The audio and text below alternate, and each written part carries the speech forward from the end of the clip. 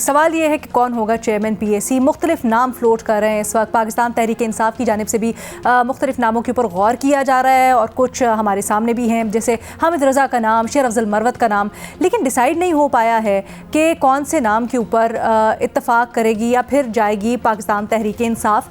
लेकिन ये क्यों है, अभी तक ये ओहदा क्यों डिसाइड नहीं हो रहा है किसके पास जाएगा? क्या ये कन्फ्यूजन है पाकिस्तान तहरीक इंसाफ के अंदर, पार्टी के अंदर, या फिर ये किसी प्लान का हिस्सा है? अपने तज्जियाकारों से यही पूछते हैं। भट्टी साहब, क्या राय है आपकी?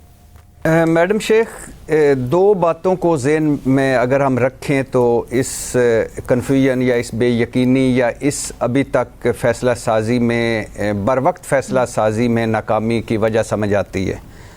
पहली बात तो ये है कि इमरान खान जेल में है, तहरीक इंसाफ मुख्तलिफ ग्रुपों में है, हर ग्रुप के अपने फेवरेट हैं और हर ग्रुप दूसरे ग्रुप को मशकूक समझता है। और दूसरा ये भी ज़हनों में रहे कि तहरीक इंसाफ की तंजीम साजी और फ़ैसला साजी पहले दिन से ही ऐसी है, एक लगाओ दूसरा हटाओ, दूसरे को फिर लगाओ, पहले को हटाओ, पहले को लगाओ तीसरे को हटाओ, तीसरे को हटाओ पहले को लगाओ। तो ये शुरू से ही है, मरकज़ में हो, पंजाब में हो, केपी में हो, जब इमरान खान हुकूमत में थे आप देख चुके हैं, कोई कहने की सुनने की बात नहीं है। वुज़रा, चीफ सेक्रेटरीज़, आईजीज़, पार्टी ओहदेदार और वगैरह वगैरह।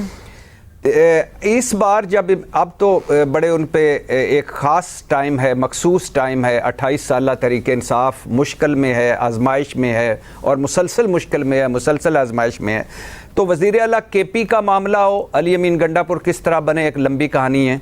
अपोजिशन लीडर उमर अयूब का मामला हो, किस तरह कितने लोग थे, उमर अयूब कैसे बने, एक लंबी कहानी है। एक वक्त आया था जब इमरान खान के जानशीन का फ़ैसला किया जा रहा था कि अगर खुदा न खास्ता कुछ हुआ तो कौन होगा, तो वो भी एक लंबी कहानी है। अलीमा खान, बुशरा बीबी और फिर आगे शाह महमूद कुरैशी, परवेज़ इलाही वगैरह वगैरह लंबी। तो ये एक है। यहाँ इमरान खान साहब ने एक फ़ैसला किया था इस मामले में कि उमर अयूब, फाइनली फ़ैसला किया कि उमर अयूब हमारे अपोजिशन लीडर होंगे, शेर अफजल मरवत हमारे पब्लिक अकाउंट कमेटी के चेयरमैन होंगे। हुकूमत के अपने प्लान्स थे, वो पहले बिलावल भुट्टो को अपोजिशन लीडर बनाना चाहती थी, लेकिन उसमें हुकूमत के अपने लोगों ने और इत्तेहादियों ने कहा कि ये ज़्यादा अरसा नहीं चलेगा। हो सकता है अगले स्टेप में पीपल्स पार्टी आ जाए हुकूमत में, बाकायदा तौर पर वुज़रा वज़ीर भी हों, तो फिर नहीं चलेगा। फिर तहरीक इंसाफ की तरफ मुड़े और उमर अयूब को कहा गया कि वो बने।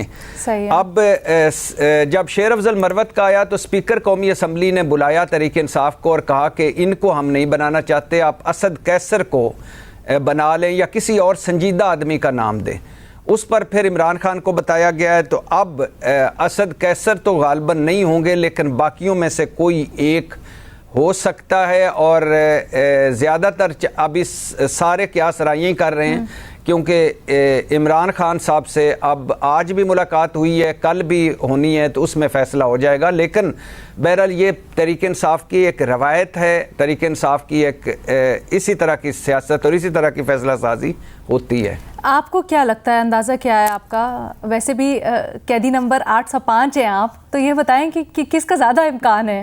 ये जो बाकी नाम आप कह रहे हैं, शेर अफजल तो बिल्कुल आउट ऑफ द रेस है, दोनों नामों में से या कोई तीसरा नाम भी हो सकता है। अच्छा जी, भट्टी साहब को हमारी आवाज़ नहीं जा रही, कुछ टेक्निकल वजह है। हम दोबारा भट्टी साहब के पास आएंगे। मैं आपकी राय जानना चाहूँगी, कन्फ्यूजन है या प्लानिंग के तहत ये सारा कुछ हो रहा है?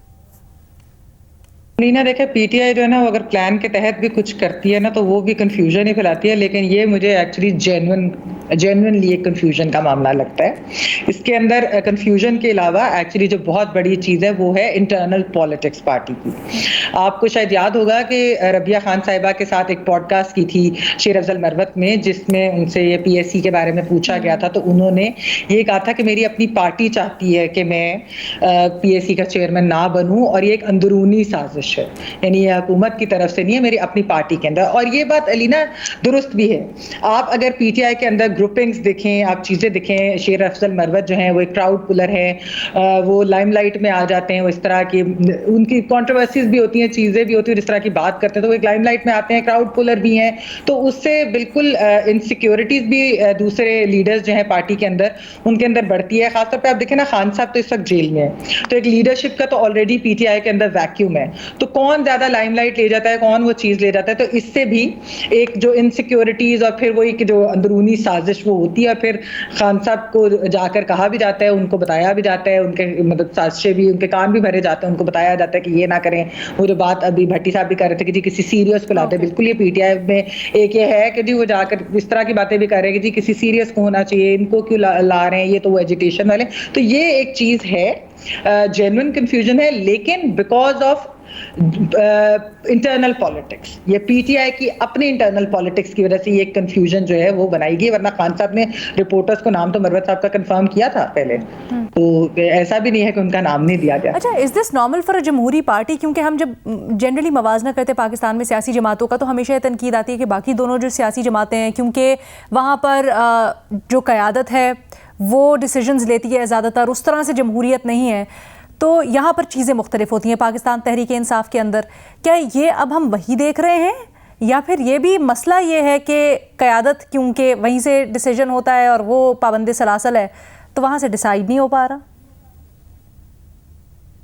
देखिए अलीना, इसके अंदर जो मैंने कंफ्यूजन की बात की ना, मैं कह रही हूँ कि ये क्योंकि एक लीडरशिप वैक्यूम है, खान साहब बाहर नहीं है, वो जेल के अंदर हैं, तो एक तो हर वक्त कोई रेगुलर मुलाकात या फ्रीक्वेंट मुलाकात तो होती नहीं है। फिर जब होती है उसमें एक डिसीजन ली जाती है, ये भी उसमें भी एक कंफ्यूजन क्रिएट की जाती है कि उसको जाके दूसरी, जिस तरह आपने देखा था कि जब MWM को के पास जाना था या SIC के साथ करना था, उसके मामले के ऊपर भी हमने देखी एक चीज कि किस तरीके से फैसले तब्दील हुए, किस वजह से हुए, वो तो फिर उनके अपने लीडर्स ने भी आकर। अच्छा, भट्टी साहब से हमारा राब्ता मुनक़ता हो गया था। भट्टी साहब से मैं पूछना चाहती हूँ कि सर, बड़ी अंदर की खबरें भी होती हैं आपके पास, अंदाजे भी आपके बड़े एक्यूरेट साबित होते हैं। शेर अफजल मरवत साहब को तो आपने दौड़ से निकाल दिया है, लेकिन ये बताएं कि दोनों हामिद्स में से किसी का फिर चांस है आपके अंदाजे के मुताबिक, या फिर आप समझते हैं कि कोई तीसरा है जिसका नाम आ सकता है, और कितने दिन में आ जाएगा ये नाम?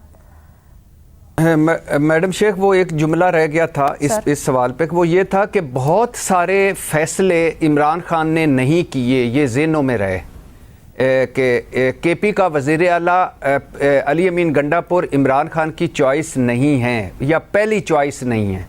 क्या मतलब? ये तो आप आज न्यूज़ दे रहे हैं। जी मैडम शेख, उसकी वजह ये है कि आपके ये एक कभी सवाल लंबा रखेंगे कि इसमें KP के वज़ीर आला का किसका इंतखाब है फिर अली अमीन गंडापुर, अगर इमरान खान का नहीं तो?